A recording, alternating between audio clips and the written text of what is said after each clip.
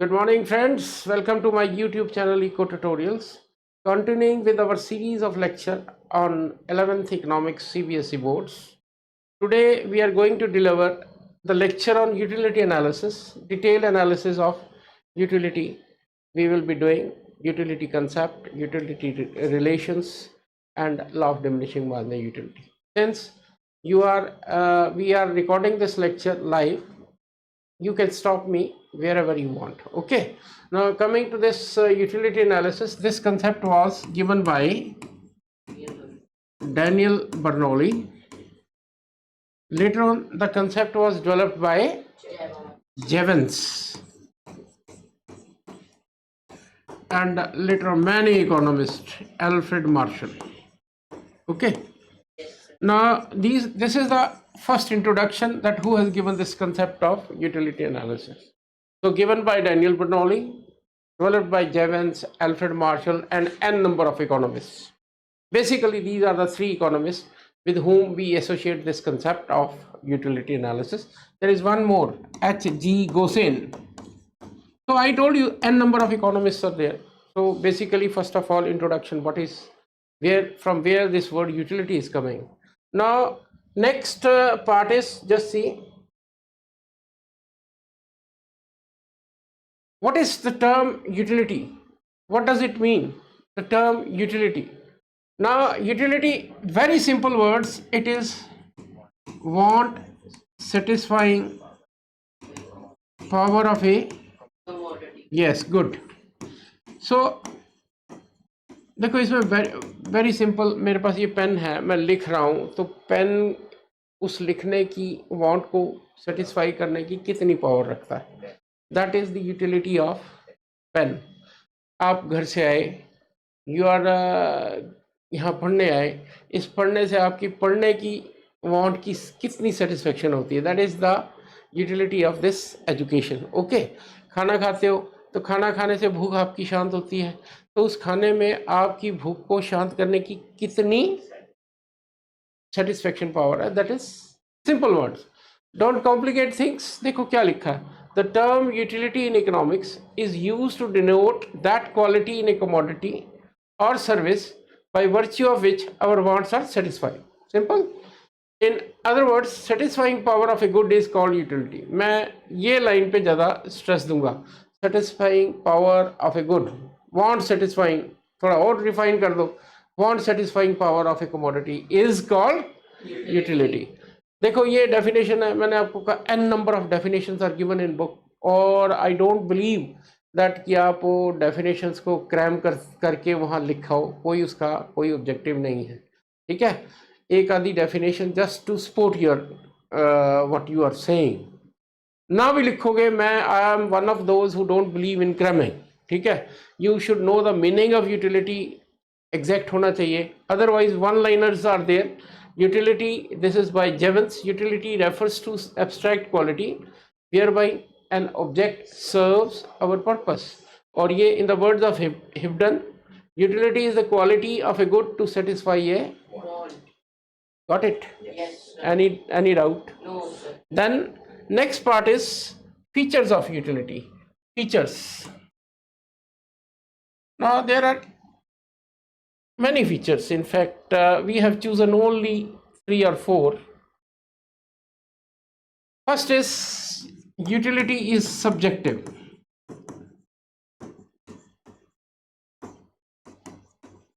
Now, what does this subjective mean? That utility derived from a commodity varies from person. Yes, exact.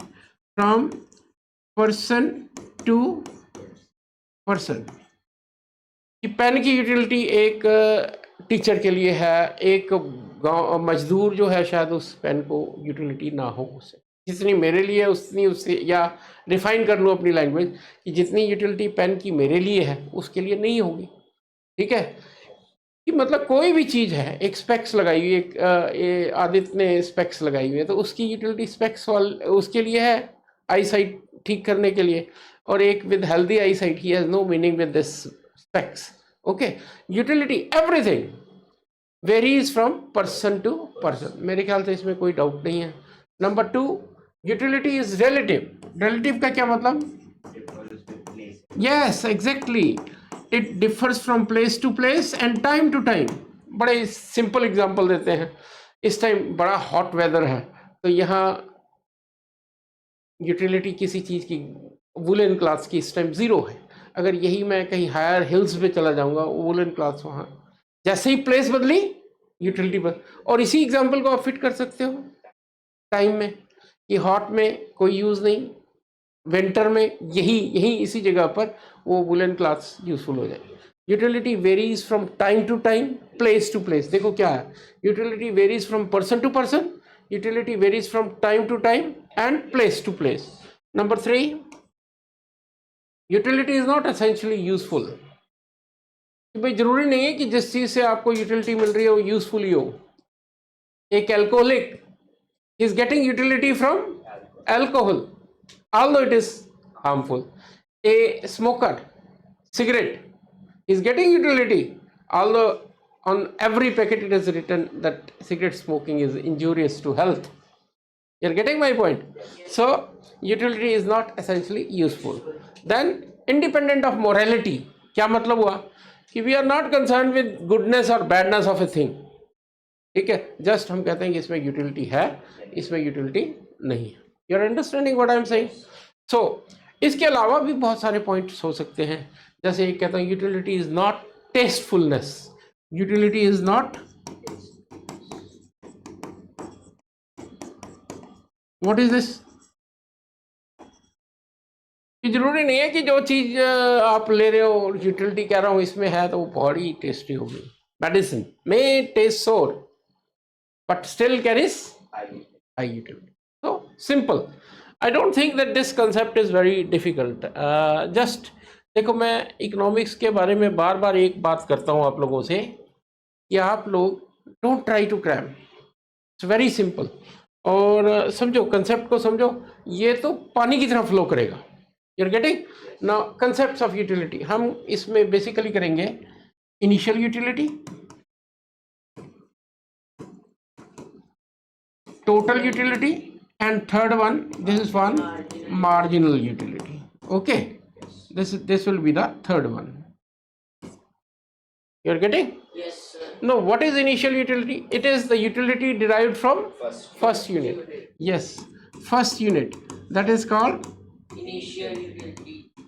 कि आप रोटी खा रहे हो, पहली रोटी से जो सेटिस्फेक्शन है, ठीक है। एप्पल्स खा रहे हो, पहले एप्पल से जो सेटिस्फेक्शन है, ठीक है। Total utility, sum of utility derived from consumption of all the, ठीक है, कि 4 यूनिट्स ली, पहली से 10, दूसरी से 8, तीसरी से 6, इनको ऐड कर दो। इसके फार्मूले 2 लिखते हैं हम। एक तो T U is summation M X, oh sorry, summation M U. Okay, this is summation M U. एक हम और लिखेंगे, टी यू इज डेल्टा, वो भी लिखते हैं, सॉरी चलो वो लिख लेते हैं पहले। Then second is T U is function of quantity of, you're getting?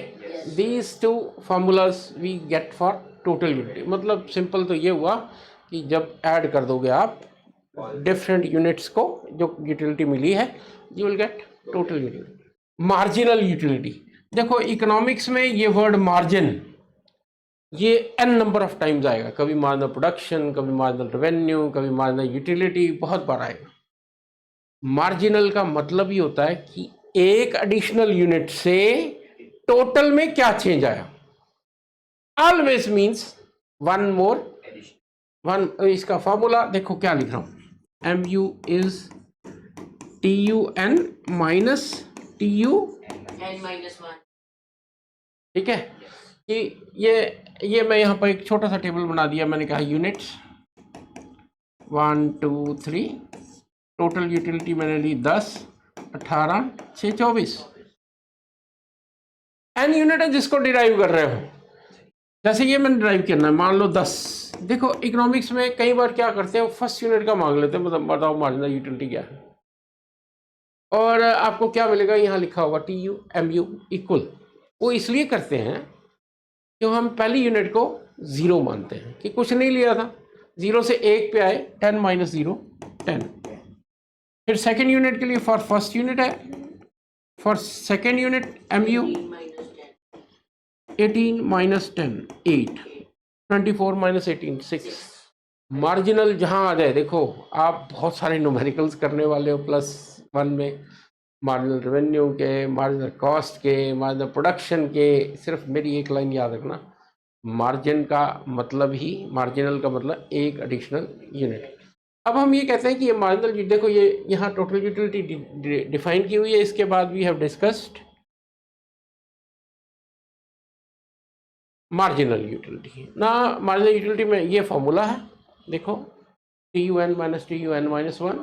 I don't think it is any, यहाँ टी एन लिखा, हार्डली में टोटल यूटिलिटी, यू में मिस कर लो, यू लिख दोगे तो ज़्यादा इजी होगा, ठीक है। Then 3 types, positive, zero and negative.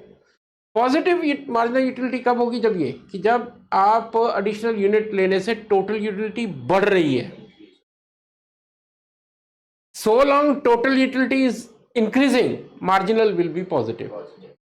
Clear, that is positive. Zero कि मैंने ये 3 से 4 किया, ये 24 का 24 है, कि जब एडिशनल यूनिट लेने से टोटल यूटिलिटी सेम रहे, then in that case M U is 0। इसमें देखो ये क्या आएगा, 0, यहां पर एम यू निकालूंगा 0।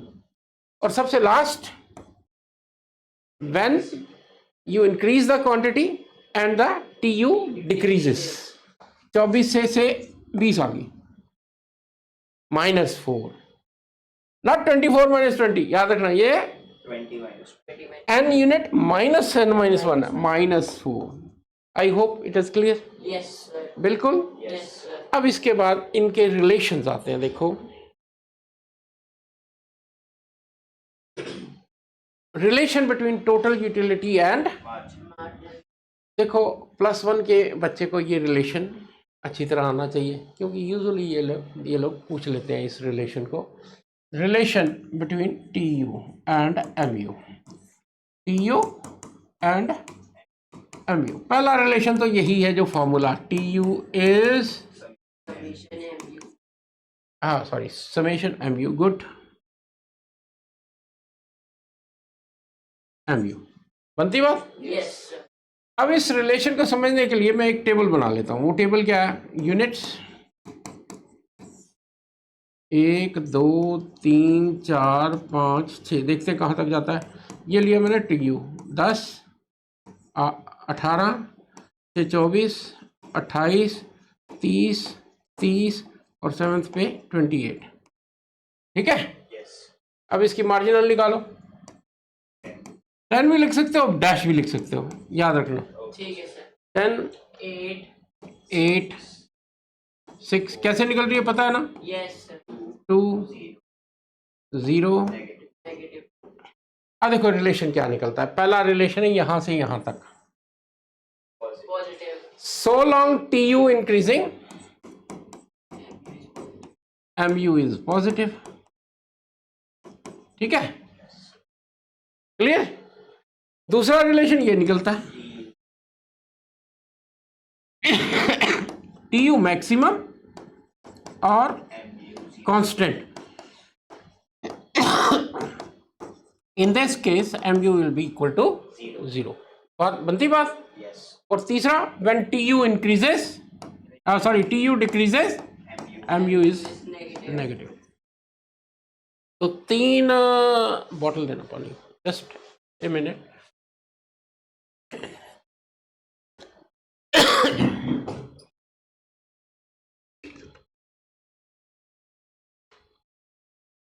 सॉरी, तो कंटिन्यूइंग, 3 हमने कर लिए।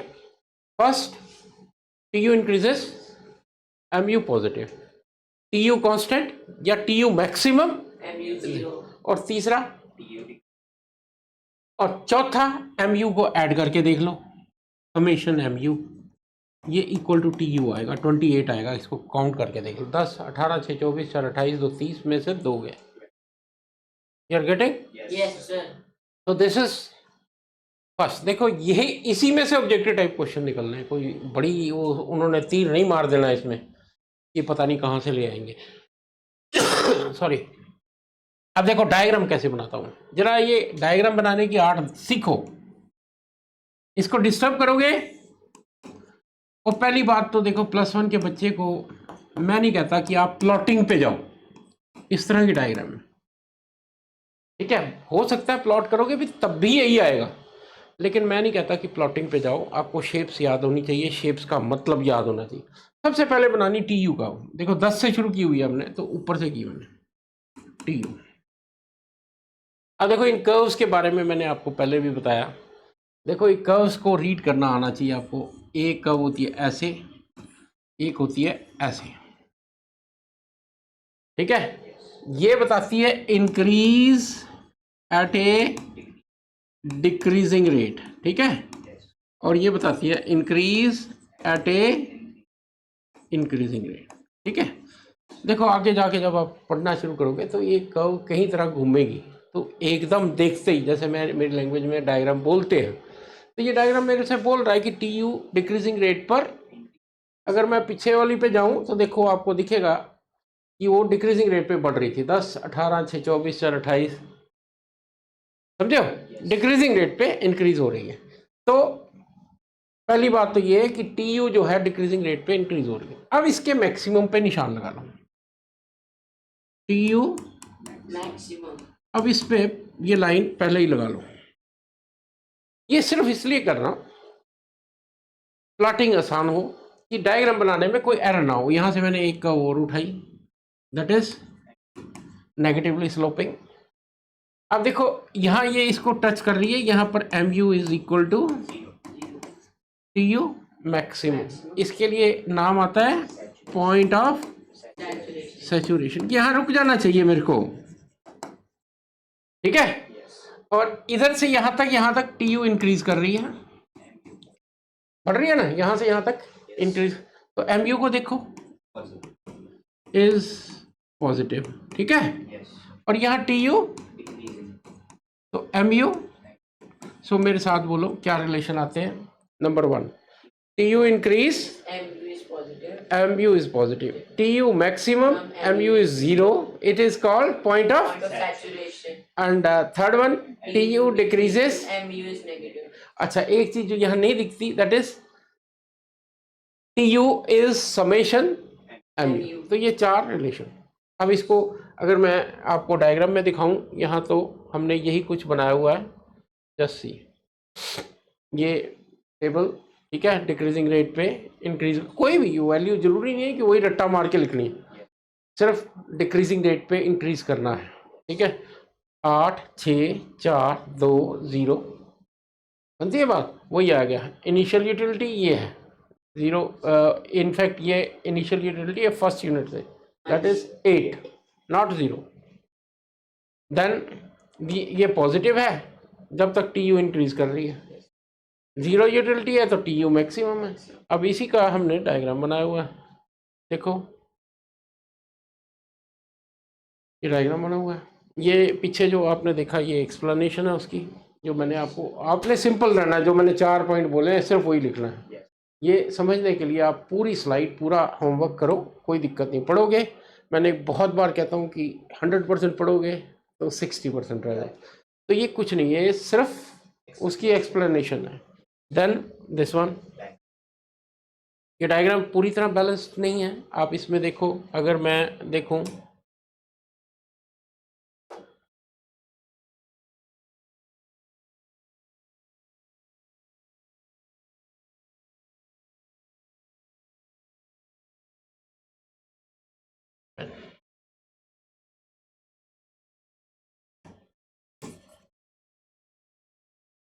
हाँ जी, अब इसको देखो, ठीक है। इसमें देखो ये पॉइंट जो आना चाहिए, ये क्या होना चाहिए, टी यू मैक्सिमम, और ये M U 0, total utility increasing, marginal positive में है, और जैसे ये नेगेटिव में जाती है आपने पूरा बैलेंस डायग्राम जैसे मैंने ये बनाया है, ठीक है सर। ठीक है। For looking purpose this is good, but जब आप लिखोगे तो ये डायग्राम आपके पास आना चाहिए। आपके पास ये प्रेजेंटेशन यूट्यूब पे भी अपलोड हो जाएगी और आपको भी मिल जाएगी, ठीक है। देन नेक्स्ट पार्ट इज, देखो ये बहुत इंटरेस्टिंग है। कहता है देखो ये इकोनॉमिक्स के दो कंसेप्ट हैं, कैन यूटिलिटी बी, यस, नहीं, you know that utility be measured, ठीक है। अब इसके दो कंसेप्ट है, एक है कार्डिनल कंसेप्ट जिसका मेन प्रोपोनेंट एल्फ्रेड मार्शल है, ठीक है। This was given by Alfred Marshall, and second one is ordinal concept, इसका मेन प्रोपोनेंट है very good JR Hicks, got it, HICKS है, JR Hicks, गॉट इट। अब what is cardinal and what is ordinal, देखो objective type में ये जरूर मिलेगा आपको अभी बता देता हूँ, ठीक है। इसको जरा अच्छी तरह करो, नोट्स आपको दिए हैं उसको भी पढ़ो, उसमें मैंने कार्डिनल में और इसमें ऑर्डिनल पे बहुत ज़्यादा स्ट्रेस डाला हुआ है। कार्डिनल क्या होता है, कहता है utility is measurable in cardinal numbers. Cardinal numbers कौन से होते हैं, कार्डिनल नंबर्स 1 2 3 1 2 3 4, अच्छा ये अप टू इन्फिनिट। कहता है इस नंबर में कि एक रोटी खाई 2 के बराबर यूटिलिटी, 3 के, कोई बात बनती है? मैंने तो कभी नहीं यूटिलिटी खाते हुए कैलकुलेट की। और फिर इसको कैलकुलेट करने के लिए उन्होंने एक यूनिट भी दे दिया, जैसे रुपीज है, मनी को के लिए रुपए हैं, डॉलर्स हैं, ठीक है। दूध पीना है तो लीटर्स हैं, और चीज़ों के लिए केजीज हैं, सब कुछ ऐसे। तो इसके लिए क्या दिया उन्होंने, कहता है utility is measurable in utils, 10 यूटिल, 8 यूटिल, 6 यूटिल, 4 यूटिल, 2, you calculate in utils, cardinal measurement of यूटिल। अब कंसेप्ट ये ऐसा है कि जो एक ऑर्डिनरी आदमी भी पढ़ेगा कि क्या पढ़ा रहे हैं, इज इट, मैंने तो कभी नहीं कैलकुलेट किया, तुमने किया कभी? नो वे। तो क्रिटिसिज्म तो इसका होना ही था। अब इसके क्रिटिसिज्म में दूसरा कंसेप्ट आ जाता है, ordinal concept given by JR Hicks। अब ये क्या कहता है, कहता है the consumer ranks his preferences, ठीक है, कि ये मेरी पहली प्रेफरेंस है, ये दूसरी है, ये पहली ज़्यादा सेटिस्फेक्शन देती है, सेकंड दूसरी कम, तीसरी और कम, ठीक है, या दूसरी ज़्यादा, तीसरी ज़्यादा। सिंपल वर्ड्स में रहूं तो कहता है यूटिलिटी इज कंपेरेबल नॉट, ये थोड़ा सा रियलिस्टिक कंसेप्ट लगता है। तो ये एक इकोनॉमिक्स के स्टूडेंट को इन दोनों कंसेप्ट का क्लियर कट डिफरेंस पता होना चाहिए, +1 इकोनॉमिक्स में तो खास। You getting? देन देखो यही लिखा है इसमें, cardinal concept and ordinal concept, वही कुछ जो मैंने बोला है, utility is comparable only. Then next, now we are coming to laws of utility. देखो we have 2 laws of utility, one is law of diminishing marginal utility and second is law of equi-marginal। देखो आपको as such +1 में ये mention नहीं है, लेकिन आपको साथ में मेंशन है consumer equilibrium. Consumer equilibrium is based on this law of equi-marginal utility. तो वहाँ करते हुए थोड़ा सा आपको बता दूंगा, law of diminishing marginal utility full fledged आपको करना है। अब देखो इनको जो दिया है वो इकोनॉमिस्ट था HG गोसेन, ठीक है। अब इस गोसेन ने इस लॉस को दिया, इसको कहा जाता है first law of Gaussian. Objective type का क्वेश्चन बन गया। सेकेंड लॉ ऑफ गोसेन, देखो फ्रेंड्स मैं तुम्हें फिर कह दूं कि +1 में इवन +2 न्यूमेरिकल पोर्शन, बार बार मैं ये स्ट्रेस देता हूँ बहुत ध्यान से, न्यूमेरिकल कह रहा हूँ, मल्टीपल चॉइस क्वेश्चन बहुत ध्यान से करो, एक नंबर प्लस है या माइनस है, कोई बीच का रास्ता नहीं कि आधा मिल जाएगा। इसलिए इसमें हमने गलती का स्कोप छोड़ना ही नहीं। जहां कुछ मिलता है, मैं रेफरेंस दे रहा हूं और दूंगा, बुक्स के डिफरेंट एक्सरसाइजेस करते हैं, कोई भी कहीं भी मिल जाए हमें, हमने एक थ्रू गो थ्रू। और ये एक बड़ा लर्निंग प्रोसेस होगा आप लोगों के लिए। आपको बता दूं, जब आप ऑब्जेक्टिव टाइप को देखते हो तो कंसेप्ट अपने आप ही क्लियर होने शुरू हो जाते हैं। कमिंग बैक, उसके बारे में बात करते हैं। Coming back to the concept law of diminishing marginal utility. देखो ऐसा कहता हूं मैं, this law of diminishing marginal utility economics के ऐसे लॉज में, देखो अगर आपको मेरा पहला लेक्चर याद हो तो मैंने कहा था कि इकोनॉमिक्स में हम 100% की बात तो करते नहीं। हमारे लिए anything which applies on 51% is law.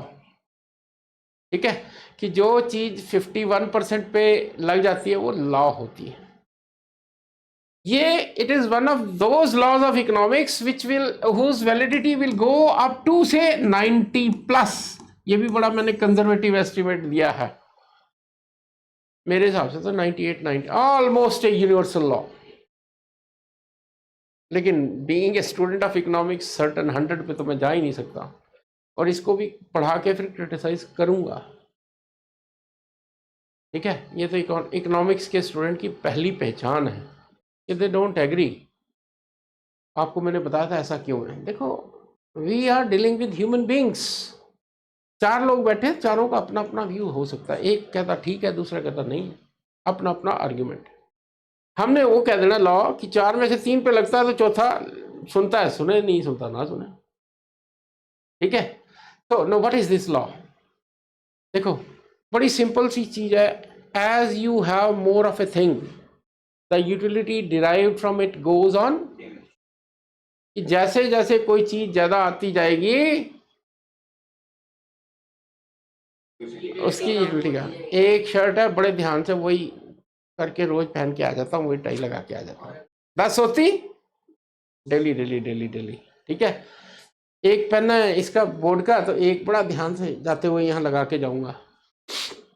10 होते तो कोई ये उधर जा रहा होता, कोई मेरे स्टूडियो में, आपको 4-5 जगह पे पेन दिख जाते। ठीक है, क्या मतलब कि जब कोई यूटिलिटी कम होती है, जब कोई चीज़ कम होती है उसकी यूटिलिटी ज़्यादा होती है।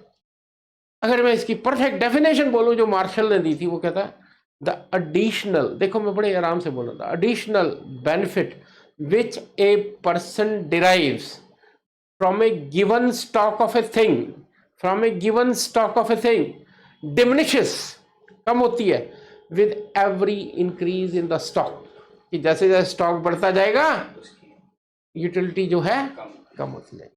अब इसको देखो हमने क्या किया, ये तो है कि कब दिया, कैसे दिया।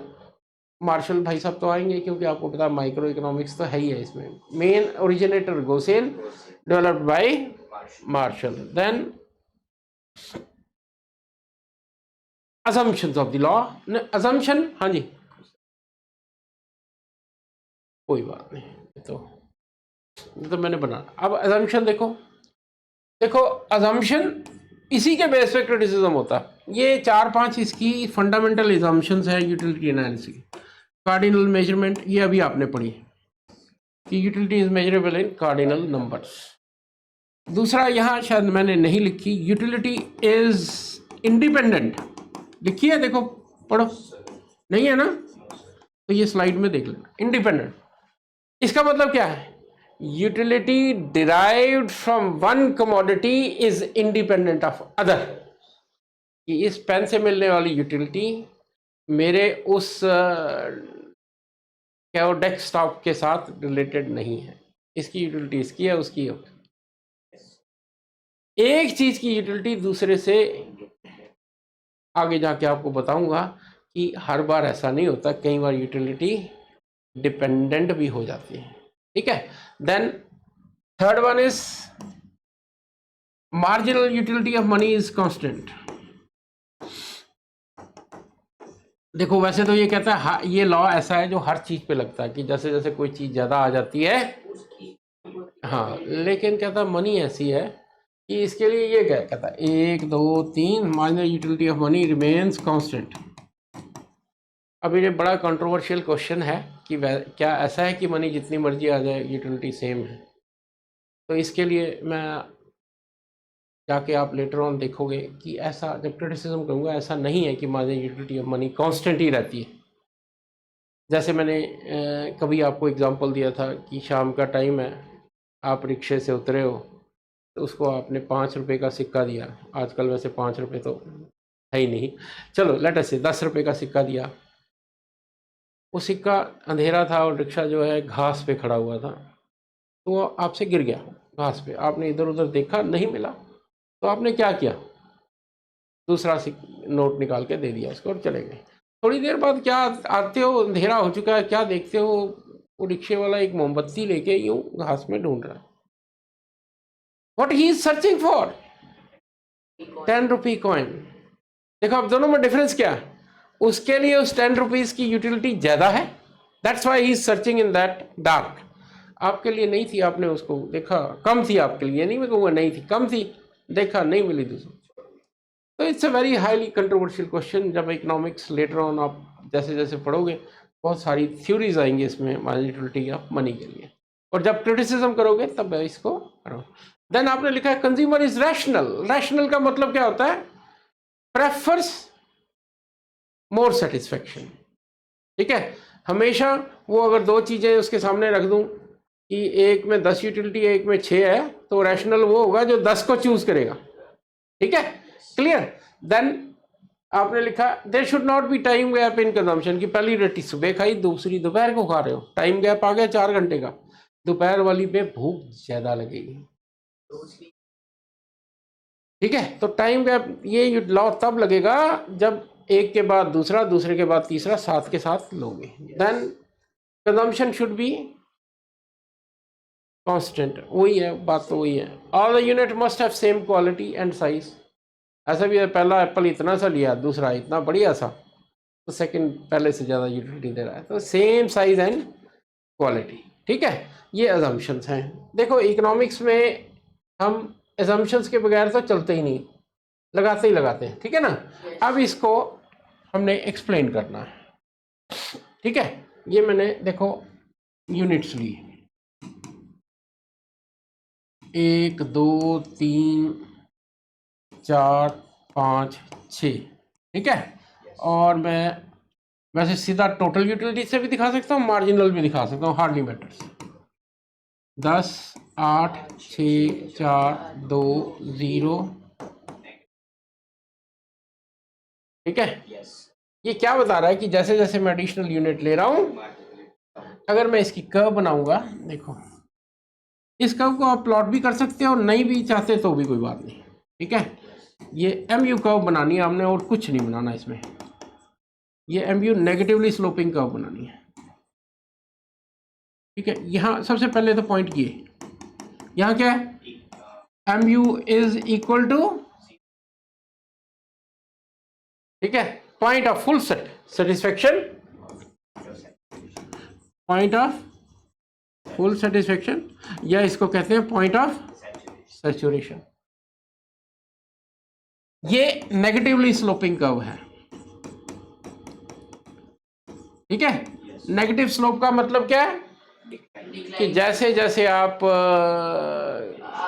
यूनिट्स को बढ़ा रहे हो, यूटिलिटी डिराइव। और तीसरा देखो, 3 कंक्लूजन है। पहला तो ये कि नेगेटिवली स्लोपिंग कर्व है, इसलिए जैसे जैसे आप कोई एडिशनल यूनिट लेते हो यूटिलिटी गोज ऑन। देन दूसरा पॉइंट है where MU is equal to 0, इसको हम कहते हैं point of full satisfaction, point of satiety, point of saturation. And third one, if you consume beyond this point of saturation, MU will be negative, not decrease, negative। Decreasing तो है ही है। ठीक है, इसको अपने प्रॉपर वे में plot करना है तो इस तरह का डायग्राम बनेगा। ठीक है, ये पॉजिटिव का मतलब ये नहीं है, पॉजिटिव बताया कि कर्व पॉजिटिव पोर्शन में, otherwise it is a negatively sloping curve. You are getting, you have to mention that it is a negatively sloping curve. यहाँ क्लियर कट आप लिखो कि ये नेगेटिवली स्लोपिंग कर्व है। बनती बात?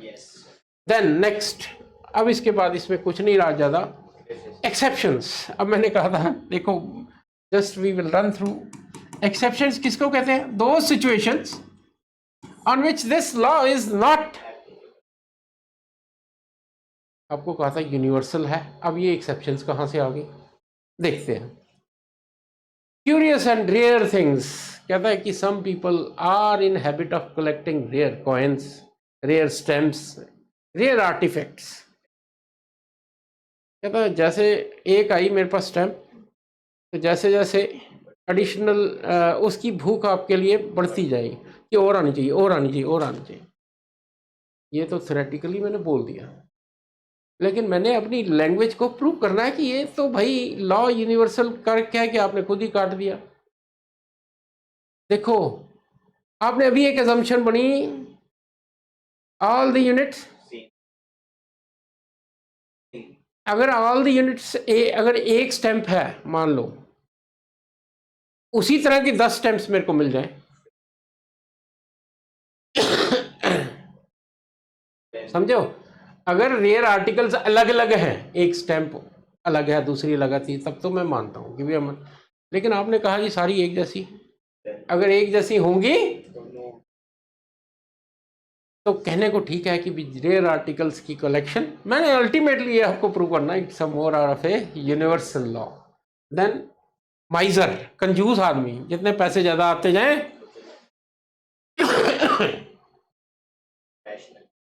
Then is not a rational. यही बात कहना चाह रहा हूँ। गुड बुक और ए पॉइंट, ये अच्छा गाना आ गया। हाँ, वो आजकल क्या चला, बैली बैली क्या, अर्जुन बैली नू, हाँ, दुनिया पागल हुई फिरती है। लेकिन एक टाइम पे वो चढ़ा, उसके बाद आज के बाद इसी तरह कोई फिल्म होती है, एकदम शूट करती है, नहीं तो पता चले ऊपर ही रहे, ऐसा तो होता नहीं। लॉ तो उस पर भी लगता है, लेकिन ये कहते हैं जी गुड गाना एक अच्छा सुन लिया तो उसको दोबारा सुनने का दिल करता है, तभी वो ऊपर की तरफ जाता है। Agreed, but it is only up to a extent, उसके बाद फिर ये लॉ लगेगा, ठीक है। देन ड्रंकर्ड्स, फिर वही बात है, रैशनल रहा ही नहीं हो, इसलिए नालियों में गिरता होगा, फिर भी कहेगा एक पैक और। You are getting my point.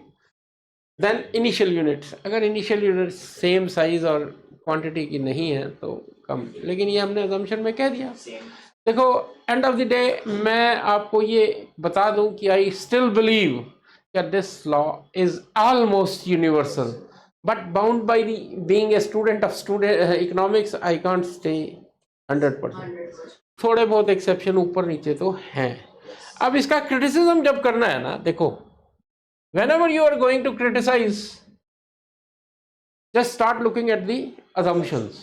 उनको more or less 90% assumptions पलटी जाएंगे। कार्डिनल मेजरमेंट अभी आपने पढ़ा, ऑर्डिनल पढ़ा ना, कि कार्डिनल तो होता ही नहीं, मार्जिनल। मनी कांस्टेंट मनी, मैंने कहा नहीं ऐसा नहीं होता, ठीक है। Then every commodity is not an independent commodity, ये ऐसा नहीं है कि एक चीज की यूटिलिटी दूसरे पे डिपेंड नहीं करती। फाउंटेन पेन आया करते थे, इंक के साथ चलते थे, या पेन है तो रिफिल है, रिफिल है तो पेन की यूटिलिटी है, नहीं तो क्या है। In that case utility is not independent, you are getting. Then marginal utility can not be estimated in all conditions. कुछ होती है इंडिविजिबल कमोडिटीज, बड़ी कमोडिटीज होती है, फ्रिज लिया मैंने, अब इसकी मार्जिनल यूटिलिटी कहां से कैलकुलेट करूंगा? कौन लेता है? घर में 2 हो जाएंगे फ्रिज ज़्यादा ज़्यादा। तो बड़ी कौन, इंडिविजिबल कमोडिटीज, जो इसको स्मॉल पार्ट्स में डिवाइड नहीं किया जा सकता, ठीक है। देन अनरियलिस्टिक अजम्पशंस आपको बता ही दिया। तो फ्रेंड्स, इसकी एक इम्पोर्टेंस करूंगा, वो आपको मैं नोट्स में दूंगा, ये 4 एक पॉइंट्स दे दूंगा ताकि कहीं रह ना जाए। तो फ्रेंड्स देखो, एक आसान चैप्टर है, लेकिन इसके ऑब्जेक्टिव टाइप आप बड़े अच्छी तरह से करो, और I don't want you to fail in this chapter at least, ठीक है। इसको इजी चैप्टर है और अच्छी तरह से करो। तो thank you dear students. Okay, end of the day do subscribe my channel. Thank you.